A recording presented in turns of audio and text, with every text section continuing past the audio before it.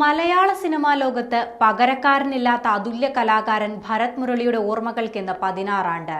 ഭാവാഭിനയം, ശരീരഭാഷ, ശബ്ദവിന്യാസം എന്നിവ കൊണ്ട് അഭിനയത്തിന് പുത്തൻ സമവാക്യം രചിച്ച നടനായിരുന്നു മുരളി.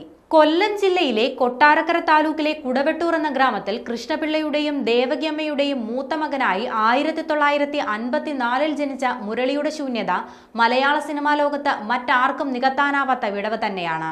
സർക്കാർ സർവീസിൽ നിന്നായിരുന്നു സിനിമയിലേക്കുള്ള മുരളിയുടെ കടന്നുവരവ്. ഭരത് ഗോപി സംവിധാനം ചെയ്ത ഞാറ്റടി എന്ന സിനിമയിലൂടെ മലയാള ചലച്ചിത്ര രംഗത്ത് സജീവമായ മുരളി സർക്കാർ സർവീസിൽ ഇരിക്കെ തന്നെ നാടകങ്ങളിലും അഭിനയിച്ചു. ഹരിഹരന്റെ പഞ്ചാഗ്നി എന്ന സിനിമയിലെ അഭിനയത്തോടെയാണ് മുരളി മലയാള സിനിമയിലെ ശ്രദ്ധേയ താരമായി മാറുന്നത്. ലെനിൻ രാജേന്ദ്രൻ സംവിധാനം ചെയ്ത മീനമാസത്തിലെ സൂര്യൻ എന്ന ചിത്രത്തിലൂടെ മുരളിയിലെ അഭിനേതാവിന്റെ മികവ് മലയാളി കണ്ടറിഞ്ഞതാണ്. 2001 നെയ്ത്തുകാരൻ എന്ന സിനിമയിലൂടെ മികച്ച നടനുള്ള ദേശീയ പുരസ്കാരവും മുരളി നേടി. സൂപ്പർ സ്റ്റാറുകളും മെഗാ സ്റ്റാറുകളുമൊക്കെ അടക്കി വാണിരുന്ന മലയാള സിനിമയിലേക്ക് യാതൊരു ഒച്ചയും ബഹളവുമില്ലാതെ കടന്നുവന്ന് തന്റേതായ സ്ഥാനം മുരളി സൃഷ്ടിച്ചു.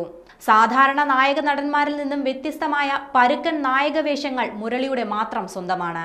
ഗാംഭീര്യമുള്ള ആ ശബ്ദം വെള്ളിത്തിരയിൽ മുരളിക്ക് തന്റേതായ സ്ഥാനം നേടിക്കൊടുത്തു. മലയാള സിനിമയിലെ ഒറ്റയാൻ എന്നാണ് മുരളിയെ സിനിമാ പ്രേക്ഷകർ ഒന്നാകെ വിളിക്കുന്നത്.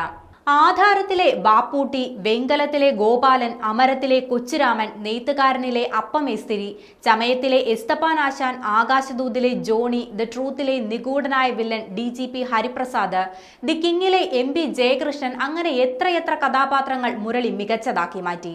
2009 ഓഗസ്റ്റ് 6 തീയതിയാണ് മുരളി ഈ ലോകത്തോട് വിട പറയുന്നത്.